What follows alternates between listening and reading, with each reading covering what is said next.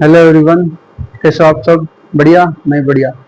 तो today topic is filing of 26 QC form.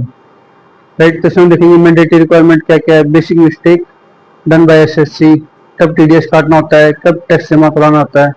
ठीक है, तो आइए स्टार्ट करते हैं। सबसे पहले हम जानते हैं mandatory about filing of 26 QC form.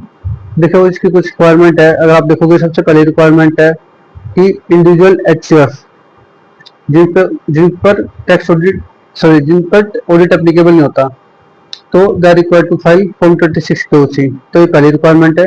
Second requirement, monthly rent 50,000 रुपये से ज़्यादा होना चाहिए। तीसरी रिक्वायरमेंट है, it's applicable on plant machinery और बोथ। ठीक है। चौथी रिक्वायरमेंट है रिटर्न जो लैंडलॉर्ड है दैट मस्ट बी रेसिडेंट, वो रेसिडेंट होना चाहिए।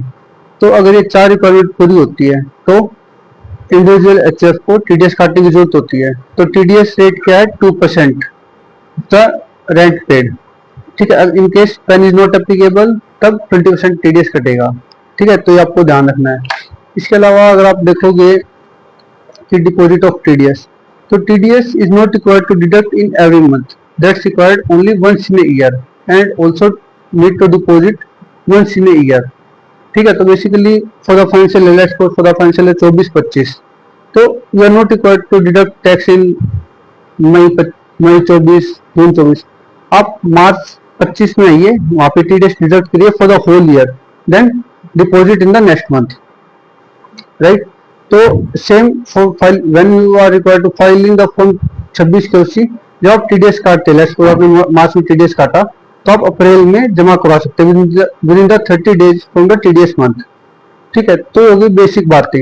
इसके अलावा हम बात करते हैं बेसिक मिस्टेक जो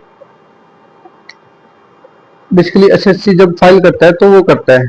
ठीक है, तो एक बहुत बड़ा कंफ्यूजन है कि जब आप रिटर्न फाइल करते हो तो आप देखोगे उसमें दो चीजें देखोगे, एक तो total value of rent paid और एक अमाउंट पेड और क्रेडिटेड। तो इन दो चीजों में बहुत ज्यादा कंफ्यूजन होता है। बेसिकली मैं बताता हूँ आपको।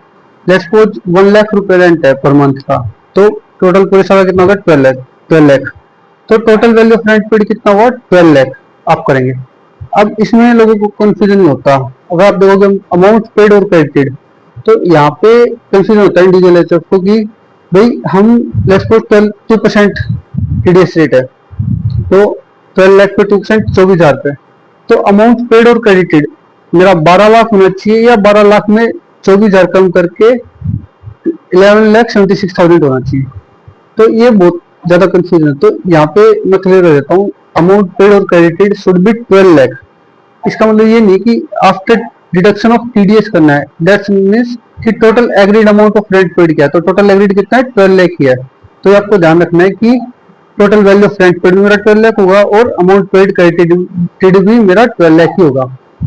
ठीक है, ये सबसे ज्यादा लोग गलती करते हैं। इसके अलावा एक मेरा क्लाइंट है, वो उनसे मैंने बात की तो वो कह रहे सर मैं हर मंथ टीडीएस काटता हूँ और टीडीएस रिटर्न फाइल करता हूँ। तो ये बहुत बड़ी मेजर मिस्टेक है। ये आपको वंस इन ईयर ही फाइल करना है, सिर्फ एक बार, ना कि हर मंथ आप टैक्स काटो और हर मंथ आप जमा करवाओ और टीडीएस रिटर्न फाइल करो।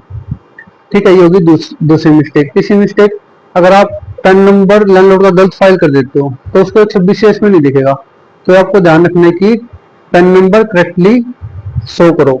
इसके अलावा आपको प्रॉपर्टी की डिटेल करेक्टली करनी है, फाइल कर शो करना है। इसके अलावा जो फाइनेंशियल ईयर है वो करेक्ट सेलेक्ट करना है। तो छोटी छोटी चीजों का ध्यान रखना है, अगर आप नहीं करते तो आप करेक्शन फाइल करना पड़ेगा। ठीक है, इसके अलावा हम अगर आप टीडीएस काटते नहीं या जमा नहीं करवाते तो इसके ऊपर लेट फीस भी है, 200 रुपीज पर डे आपके ऊपर लेट फीस लगेगी अगर आप रिटर्न फाइल नहीं करते हो। ठीक है, तो दोस्तों वीडियो आपको अच्छा लगा होगा, लाइक कर दीजिए। Thank you everyone, thank you, thanks a lot.